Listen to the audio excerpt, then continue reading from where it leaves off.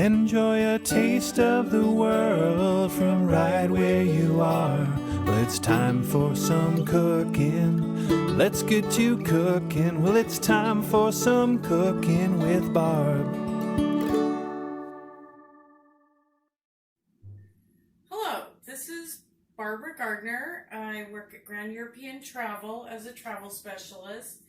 And today we are going to feature chicken paprikash. So that is a very famous dish that comes from Hungary. The name of the dish, paprikash, indicates that there's primarily a lot of paprika in it, which will be the main flavoring agent to create this dish. One reason I love this dish is it's super simple. As you can see, it really only takes a few ingredients, which I love. So we're going to start it out by just cooking off the, basically searing the chicken thighs. So I've got 4 chicken thighs here, which will probably be good for 2 of us for 2 dinners.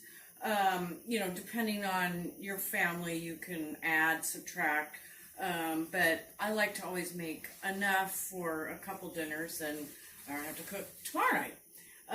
So I'm heating up the oil. I put in maybe like a tablespoon or 2 of oil.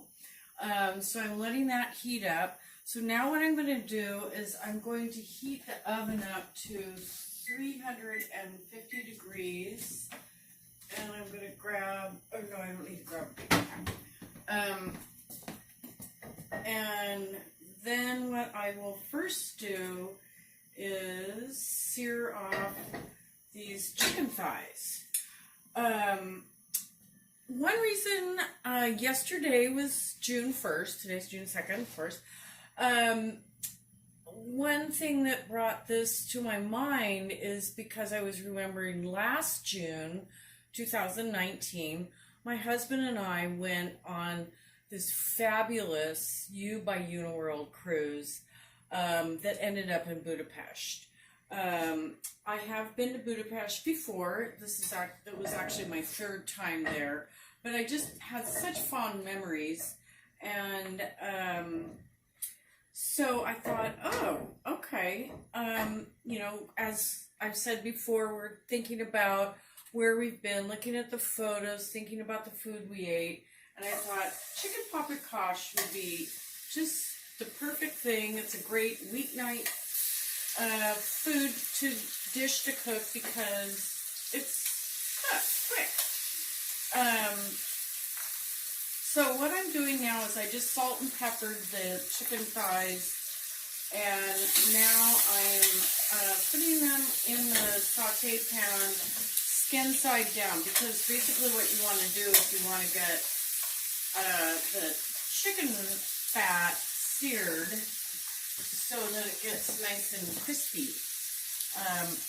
That is really an essential thing. You don't want chicken fat that's not crispy. So I'm doing that on about a medium-high heat here, so that we can get that crispy. And then just a little aside, the first time I was in Budapest was with my mother in the year 2004, and it was very odd because there was some recall of paprika then, because all this paprika that were stored in these warehouses apparently had been infected by some toxin. So there was no paprika or paprika dish to be found when I was first in Budapest. So the last 2 times I've been able to enjoy goulash and chicken paprikash. So that was kind of an odd thing.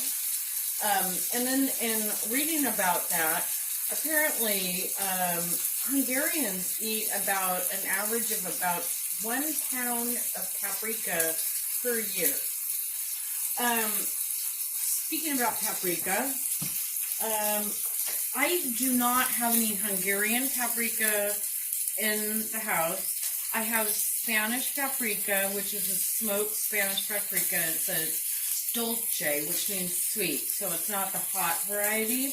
If you want some heat, then what a lot of people do is add cayenne pepper. I'm fine with the dulce. I do like the smoked variety. I love the Hungarian paprika as well, of course. So, they're both equally good. I think they use different kind of peppers, and of course, they have different climates. So, I don't know the exact varieties of the type of peppers that they use in Spain and in Hungary, but they're both very famous for their paprika. So, in the meantime, I am just getting this nice and crispy skin so that will be delectable. What I'm going to serve this with is noodles, kind of a wide band egg noodle. I had in a photo in my mise en place. I think that goes really nicely with the chicken paprikash. A lot of times people will make these little noodly or spätzle. I didn't want to get that complicated today, so I'm just going to go with the butter noodles. So I have this pot here with my with the water ready to go for the noodles, so we can cook those after the chicken's done. So I'm going to just grab a plate here.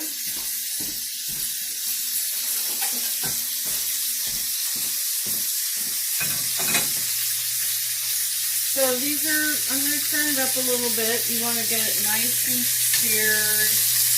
Hear that bubbly sound here.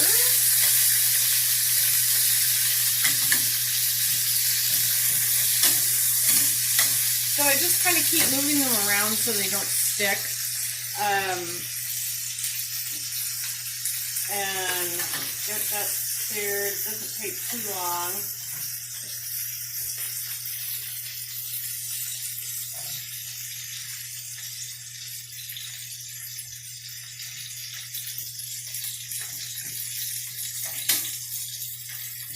And then just put them on a plate, because we will be revisiting that in a moment. So you've got your fat that's still in there, and then we're going to just simply saute the onions and the garlic that I've chopped up before, so everything's ready, if you like. Always nice to make sure everything's ready before you're cooking, and then you don't have to chop as you go. It's just done. And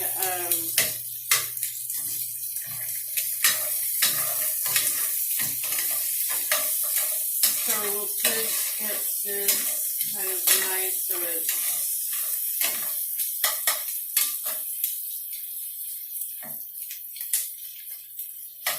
a little translucent. You just want the onions to get a nice, and then keep stirring around. You don't want the garlic to scorch. That's not good.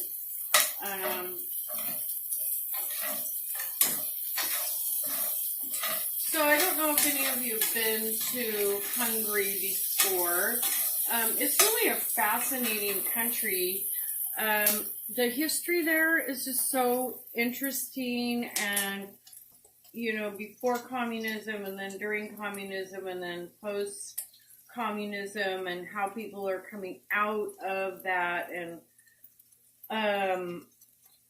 it's just talking to the people. They're really gracious and so easy to get along with. Just a really lovely country to visit.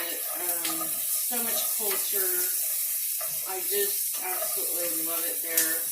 The architecture in Budapest is really fascinating.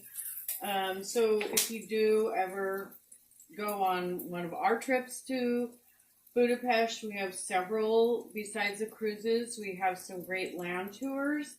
The first time I was there was with my mother, as I mentioned earlier, and that was a lovely tour, Vienna, Prague, Salzburg, and Budapest. And that region of the world, of Europe, I should say, is just so intertwined. It's really kind of incredible. Okay, so we've got our onions. They're pretty much translucent now. So I've read a couple things. So paprika does not like a high heat.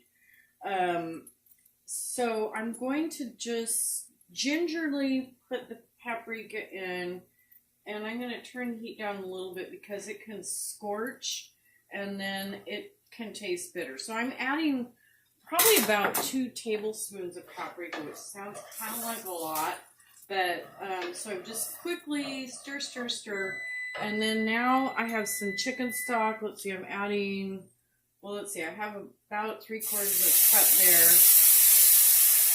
I'm going to add, so I probably added about a 1/2 cup of chicken stock. And then I have the diced tomatoes that I actually pureed a little bit. And I'm going to add those. And we'll just make our sauce here. So I'll add the whole can of these tomatoes. And just get that up to heat. And so it kind of bubbles a little bit. And I can really smell that paprika. So we'll just stir that around a little bit. And let it come up to heat. And then we'll place our chicken thighs right on there.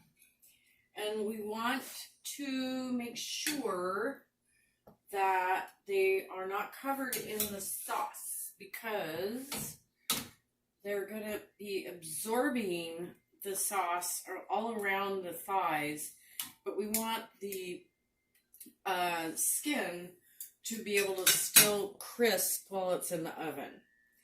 And so right now, what I'll do is I'll place it in the oven, and then in about 25-30 minutes, we'll take a check and see how it is and take its temperature. So that's it. Okay, so the chicken is cooked. I've checked the temperature, and what I did actually is to put it in the broiler for a little bit because the chicken skins weren't quite as crispy as I wanted them. So I like them nice and crispy. So I just put them on the broiler for maybe 4 minutes or something, just to get that crispy touch to them. And I think it probably also kind of adds to the sauce. So then the last step of this dish is adding the sour cream, which I've added a little bit of flour to. But what you need to do is you need to temper the sour cream. So I've had this out for probably a couple hours, so it's totally room temperature. But in order to be safe and not have a curdling effect, I'm adding a little bit of the sauce to the sour cream and flour mixture. I'm just mixing it like that, so it gets to be a good temperature and it's not curdling the sour cream, because that would be a shame. So then, once it's a bit tempered, then I will add the sour cream and flour mixture to the sauce. And then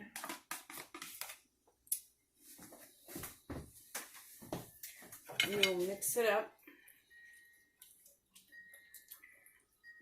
that's hot.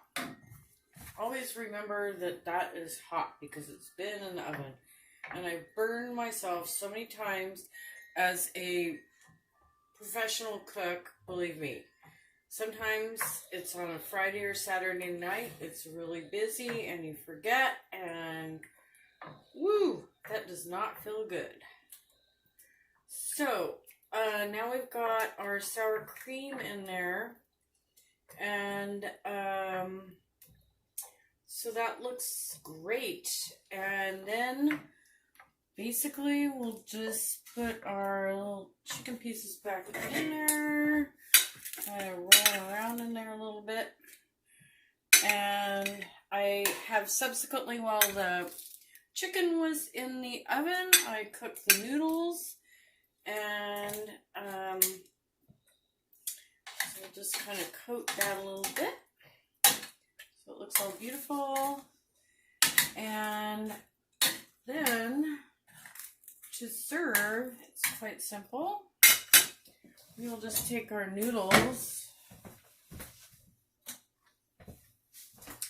and plate it up. So again, I got these nice egg noodles. I just tossed them with a little bit of olive oil. Some people like to toss them with butter. It's your choice. And just put some of the noodles on the plate. And you got your piece of chicken. And your sauce.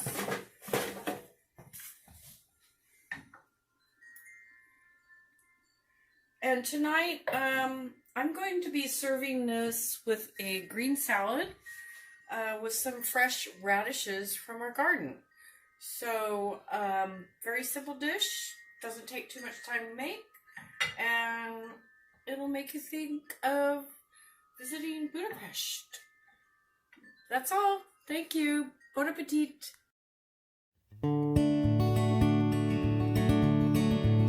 Enjoy a taste of the world from right where you are. Well, it's time for some cooking. Let's get you cooking. Well, it's time for some cooking with Barb.